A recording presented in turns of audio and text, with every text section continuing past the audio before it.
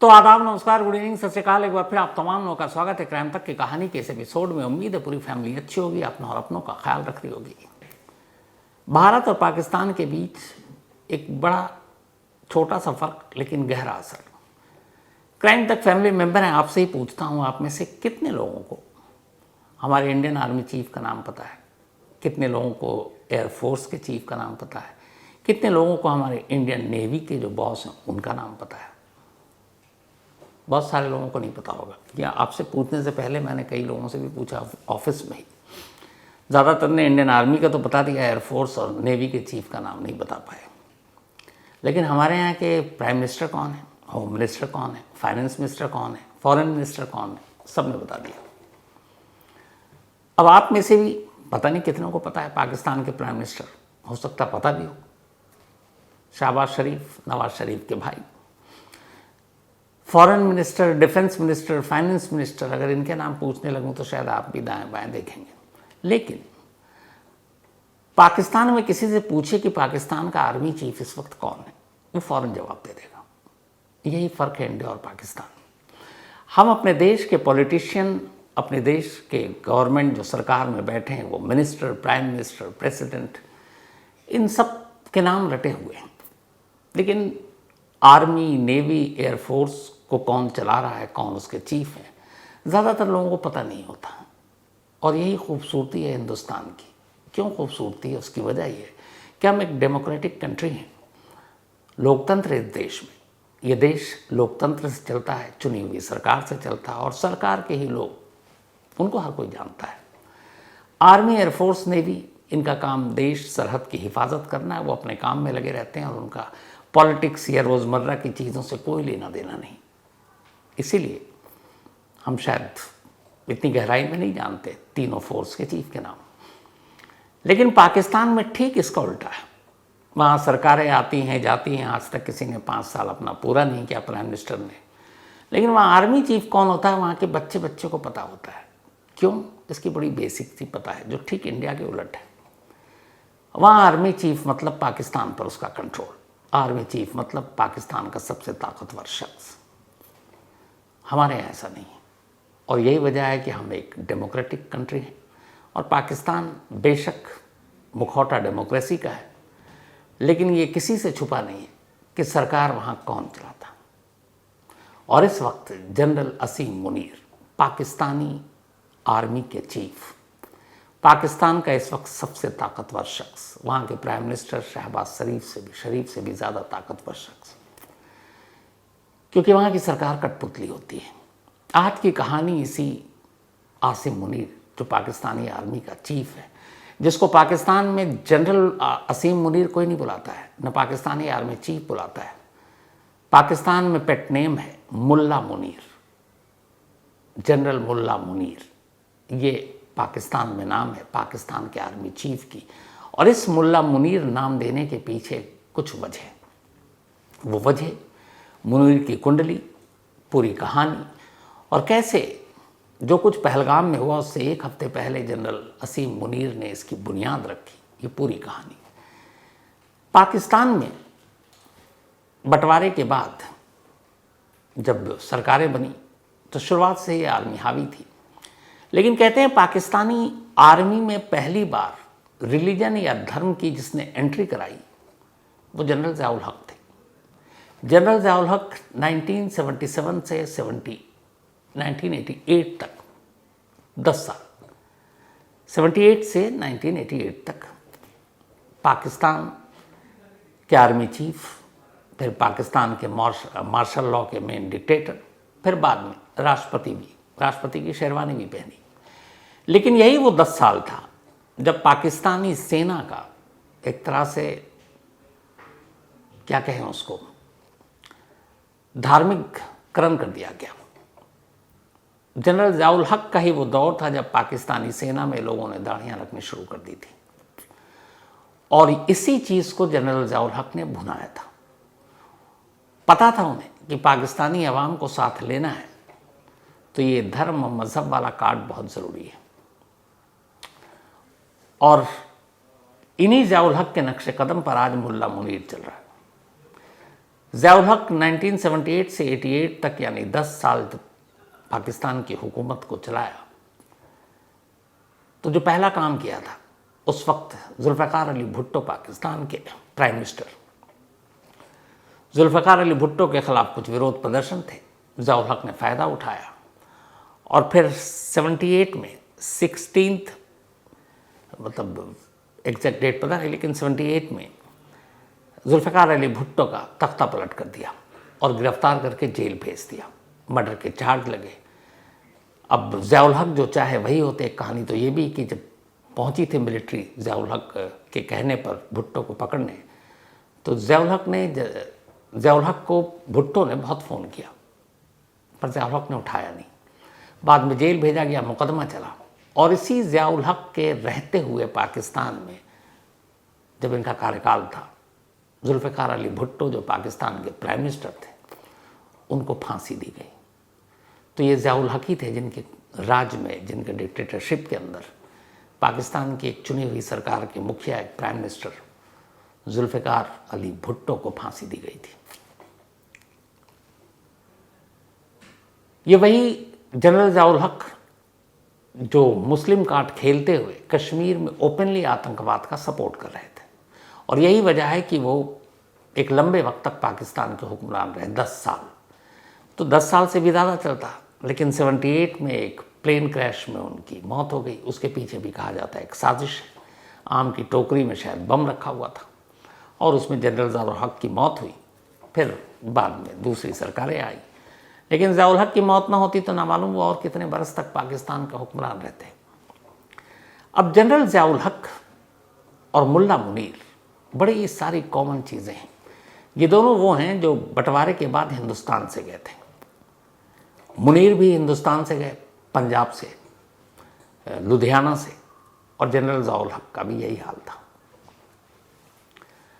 अब आज के हालात में जो कुछ हो रहा है पहलगाम में, ओपनली ज़ियाउल हक के बाद मुल्ला मुनीर कश्मीर में टेररिज्म का ओपनली सपोर्ट कर रहा है। अब ये मुनीर है कौन, पहले तो इसकी कहानी सुनिए, फिर इसकी बाकी की बातें बताता हूँ।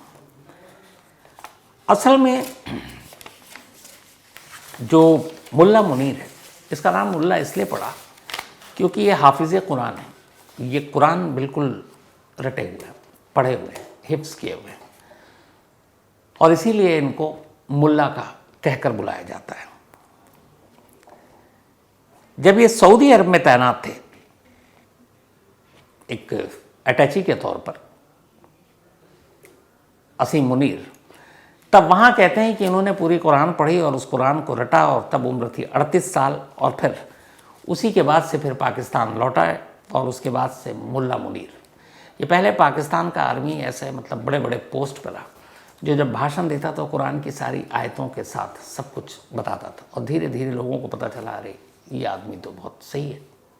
पाकिस्तानी अवाम की नफ्स पकड़ने की कला जनरल असीम मुनीर को पता था।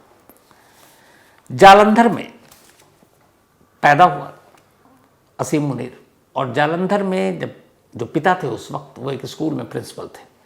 बंटवारा हुआ तो बाप सारे अपने परिवार को लेकर पाकिस्तान के रावलपिंडी पहुंच गए। रावलपिंडी में भी वहाँ एक स्कूल के प्रिंसिपल रहे और साथ में एक मस्जिद के इमाम। फिर वहीं अब परवरिश शुरू हुई। शुरुआत जनरल असीम मुनीर ने एक मदरसे से अपनी शुरुआत की, पढ़ाई की, इस्लामिक मदरसा जिसका नाम था दारुल तजवीद, यहाँ से पढ़ाई की मदरसे से। इसके बाद 1986 में मंगला के ऑफिसर ट्रेनिंग स्कूल से ग्रेजुएशन किया, कोई बहुत नामी स्कूल नहीं था, और फिर फ्रंटियर फोर्स रेजिमेंट की 23वीं बटालियन में इनको कमीशन मिला पहली बार। अब इत्तेफाक से जब असीम को कमीशन मिला, पाकिस्तानी आर्मी में एंट्री हुई, तो ये शुरुआत से ही एक चीज़ थी कि चूँकि पिता इमाम थे तो अपने साथ वो सारी चीज़ें अपनी नौकरी में भी लेकर पहुँचे। तो जो भी सीनियर थे, ख़ासतौर पर ज़ियाउल हक के बाद की जो पाकिस्तानी मिलिट्री थी, उसमें अब एक चीज़ आ गई थी। जगह जगह जो पाकिस्तान के संस्थानें थे वहाँ पर भी कुरान की आयतें, कलमा, ये सारी चीज़ें लिखने का एक चलन शुरू हो गया था। असीम मुनीर अब उसको आगे बढ़ा रहे थे, लेकिन अभी तक चूँकि वो नए नए थे, धीरे धीरे चलता रहा, कभी इधर पोस्टिंग कभी उधर पोस्टिंग। इसके बाद जनरल बाजवा पाकिस्तान के आर्मी चीफ बने, जिनकी कहानी कई बार आपको सुनाई है, जिसके परिवार के पास 12 अरब से ज़्यादा पाकिस्तानी रुपए की इस वक्त प्रॉपर्टी है, पैसे हैं, करप्शन की इंतहा कर दी। तो जनरल बाजवा जब आर्मी चीफ बने, असीम मुनीर की तरक्की वहीं से शुरू हो गई, क्योंकि असीम मुनीर को जनरल बाजवा पसंद करते थे और वो अपने करीब ले आए। हालांकि कई पाकिस्तानी फोर्स में ही विरोध शुरू हुआ, इसलिए कि कहते हैं कि पाकिस्तान में आर्मी चीफ जो बनता है जनरली उसको अमेरिका में या पश्चिमी देश में कहीं सैनिक एकेडमी में ट्रेनिंग ले चुका होता है, प्रेस्टिजियस जगहों पर, फिर वो पाकिस्तान का आर्मी चीफ बनता है। लेकिन ना बाजवा ने कभी अमेरिका में या फिर वेस्टर्न कंट्री के किसी प्रेस्टिजियस एकेडमी में ट्रेनिंग ली, और सेम आसिम मुनीर के साथ उसने भी कभी नहीं ली। लेकिन असीम मुनीर बाजवा का चहेता बन गया। बाजवा के रहते ही हुए ही मुनीर को ब्रिगेडियर पद मिला था। ब्रिगेडियर पद के बाद एक्स कॉर्प्स का कमांडर बनाया गया। फिर इसके बाद नज़दीकी बढ़ती गई और ये सब कुछ बाजवा की वजह से चल रहा है। 2017 में director general of military intelligence DGMI का पद दिया गया, बहुत पावरफुल है। ये पहला वो पोस्ट था जिसमें असीम मुनीर एक ताकतवर मतलब सैनिक लीडर के तौर पर उभरा था। इसके बाद उसी साल यानी 2017 में लेफ्टिनेंट जनरल बना दिया गया, और फिर 17 के अक्टूबर में ही पहली बार पाकिस्तान का most second powerful man general Asim Munir बना, जब उसको ISI का हेड बनाया गया, पाकिस्तानी खुफिया एजेंसी ISI का हेड बनने का मतलब ही होता है हायरार्की के हिसाब से कि पाक आर्मी चीफ के बाद अगर किसी के पास सबसे ज़्यादा ताकत है तो ISI का चीफ है। जनरल बाजवा खुद ISI चीफ रह चुके थे, तो ISI का चीफ बना दिया। लेकिन ISI का चीफ बनाने के बाद सिर्फ 8 महीने तक ही असीम मुनीर इस पद पर रहे। उसकी वजह ये थी, तब पाकिस्तान में इमरान खान की पार्टी की एक लहर आई और इमरान खान प्राइम मिनिस्टर बन गए। इमरान खान प्राइम मिनिस्टर बने और इमरान खान ने ही जनरल बाजवा को आर्मी चीफ बनाया था। लेकिन जब वो प्राइम मिनिस्टर बने, कुछ वक्त के बाद इमरान खान के ख़िलाफ़ भी थोड़ा सा जो विपक्षी पार्टी थी उन्होंने हंगामा करना शुरू किया। इस दौरान में 2019 में आपको याद होगा पुलवामा हो गया। जब पुलवामा हुआ तो यही जनरल असीम मुनीर उस वक्त पाकिस्तानी ISI का चीफ था। पहलगाम पाकिस्तान की आर्मी का चीफ है इस वक्त। और जब 19 में पुलवामा हुआ जिसमें हमारे 40 शहीद हुए थे, उस वक्त ISI का चीफ यही मुनीर था, जो अब प्रमोशन पाके पाकिस्तान का सबसे ताकतवर शख्स बन गया। लेकिन हुआ यह कि जब इमरान खान की हुकूमत आई तो इमरान खान की वाइफ बुशरा बीबी के खिलाफ करप्शन के मामलों की जांच की मांग उठी अपोजिशन की तरफ से। तब ISI चीफ असीम मुनीर को बड़ा इंटरेस्ट था जांच करने के लिए, क्योंकि वो एंटी इमरान खान था। इमरान खान से कभी बनी नहीं, बाजवा की बनी लेकिन बनी नहीं, क्योंकि कई बार इमरान खान ने कुछ फाइल रोक दी थी। तो असीम मुनीर इमरान खान को लेकर दिल में एक नफरत पाले हुआ था। जैसे ही बुशरा बीवी के खिलाफ आवाज़ उठी, ISI के चीफ होने के नाते उसने कहा कि मैं इस केस की जांच करूंगा। लेकिन ये बात जब इमरान खान तक पहुंची कि करप्शन के जांच ISI चीफ करने वाला, वो भी उसकी वाइफ के खिलाफ, इमरान खान की वाइफ के खिलाफ, बाजवा को कहकर असीम मुनीर को ISI के चीफ से हटा दिया गया। अब ISI के चीफ से जब हटाया गया तो असीम मुनीर भड़क गए। उन्हें लगा कि ये तो उनके साथ गलत हुआ। अब इमरान खान को लेकर और भी ज़्यादा मन में नफरत। इस बीच में फिर सारे हंगामे हुए। हंगामे के बाद आपको पता है कि फिर इमरान खान को कुर्सी से हटाया गया। कुर्सी से हटाने के बाद फिर इमरान खान के खिलाफ आंदोलन चला, इमरान खान को गिरफ्तार किया गया, करप्शन के मामले चले, और इन सारी चीज़ों के पीछे असीम मुनीर। इमरान खान आज भी अगर पाकिस्तान की जेल के अंदर और बाहर नहीं निकल रहे तो उसकी वजह सिर्फ एक है, और वो है आसिम मुनीर। और ये आसिम मुनीर ही था जिसने फिर इमरान खान के जेल जाने के बाद नवाज शरीफ लंदन में जाकर बैठे हुए थे, क्योंकि मुकदमा था, गिरफ्तार हो सकते थे, पाकिस्तान नहीं आ सकते थे, तो दुबई गए, फिर लंदन में निर्वासित जीवन जी रहे हैं। असीम मुनीर को अब मौका मिला और ये सारा खेल वो एकदम ज़ियाउल हक के तौर पर कर रहा, क्योंकि ज़ियाउल हक को अपना आइडियल भी मानता था। तो इमरान खान को कुर्सी से हटाया, करप्शन के मामले में जेल भेजा। अब इधर पाकिस्तान में क्या, डायरेक्ट तो कुछ कर नहीं सकते अभी, तो चुनाव भी कराना है। पाकिस्तान में इमरान खान की पार्टी जो है उसको, पीटीआई को चुनाव लड़ने पर बैन लगवाने के पीछे भी इसी जनरल असीम मुनीर का हाथ था कि आप चुनाव लड़ोगे ही नहीं तो दूसरी पार्टी आएगी, तो चुनाव से भी हटा दिया। फिर यह हुआ कि आपसी दुश्मनी बंद करो। नवाज शरीफ की पार्टी और बेनज़ीर भुट्टो की जो पार्टी थी और उनके बेटे बिलावल भुट्टो जो इस वक्त लीड कर रहे हैं, वो भी बहुत जहर उगल रहे हैं, फिर उनको तैयार किया, चुनाव लड़वाया। इन सब के पीछे असीम मुनीर के रिटायरमेंट में सिर्फ 3 दिन बाकी थे। बाजवा ने ही सिफारिश करके अपने बाद अपना अगला पाकिस्तानी आर्मी का चीफ असीम मुनीर को बनवाया, क्योंकि चाहता था। और बाजवा ने इतने करप्शन कर रखे थे, 12 अरब से ज़्यादा पाकिस्तानी रुपए, चूँकि पता था असीम मुनीर ख़ास है, वो उसके खिलाफ कोई एक्शन नहीं लेगा, तो रिटायरमेंट से 3 दिन पहले असीम मुनीर को पाकिस्तान का आर्मी चीफ बना दिया गया। इसके बाद असीम मुनीर ने बिलावल भुट्टो की पार्टी, नवाज शरीफ ब्रदर्स की पार्टी, इन सब के ज़रिए चुनाव हुआ और फिर उनको एक प्लेटफॉर्म पे लाने का काम भी इन्हीं लोगों ने किया, पाकिस्तानी सेना ने। उसके बाद शहबाज शरीफ को प्राइम मिनिस्टर बनाया गया, बिलावल भुट्टो पार्टी में, पिता को प्रेसिडेंट बनाया गया, जो उनके 10% मिस्टर 10% जो कहे जाते हैं। तो इसके पीछे भी असीम मुनीर का हाथ। कुल मिलाकर पाकिस्तान पे पूरी तरह से कंट्रोल। अब पाकिस्तान में इसके अलावा एक तरह से उन्होंने अघोषित मार्शल लॉ ही लगा रखा है। और ये मैं नहीं, खुद पाकिस्तान की मीडिया इसको लेकर आवाज़ उठाई थी बीच में। उसकी वजह ये थी कि असीम मुनीर ने जब तख्ता संभाला तो ये सारी चीज़ें कि इमरान खान को जेल के अंदर बाहर न निकल पाए, इसके सारे रास्ते उन्होंने बंद कर दिए।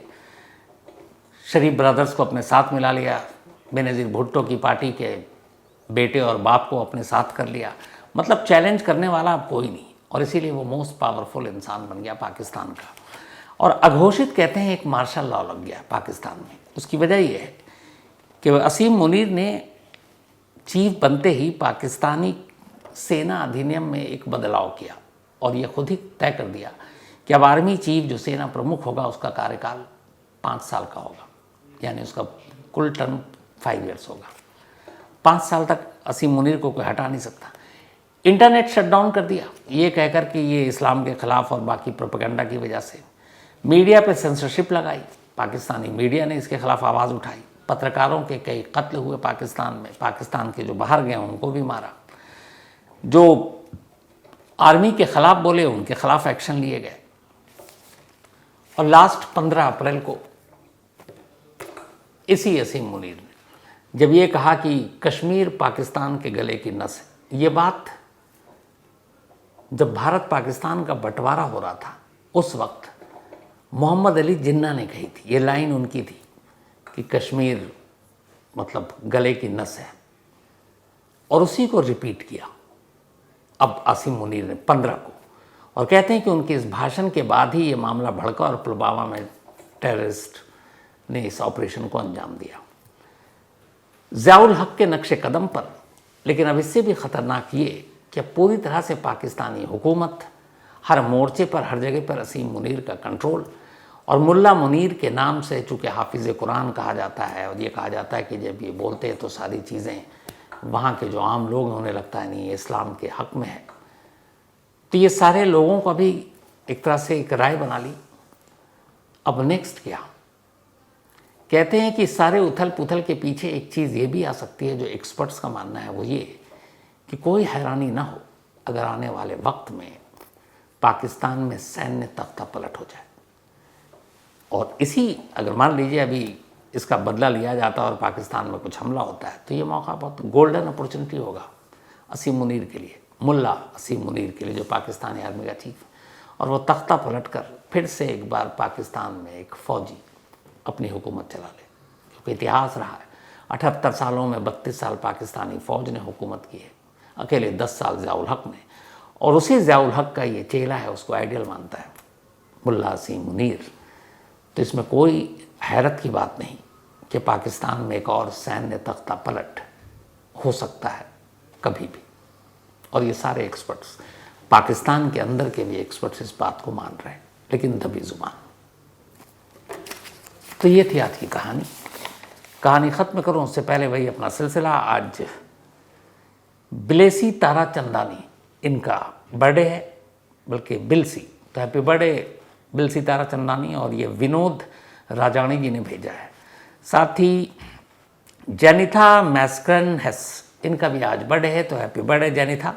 और ये वाइफ है जोएल की, दोनों इजराइल में रहते हैं। साथ ही तैयब शरीफ, इनका भी बर्थडे है, तो हैप्पी बर्थडे तैयब शरीफ साहब। और ये भेजा है असजद शरीफ ने, असजद शरीफ के फादर हैं। और साथ ही आफिया फातिमा, उन्होंने भेजा है। तो इसके साथ ही कहानी में आज इतनी ही। अब आपसे मुलाकात होगी कल रात 9 बजे किसी नई कहानी के साथ। तब तक अपना और अपनों का ख्याल रखिएगा। Thank you very much.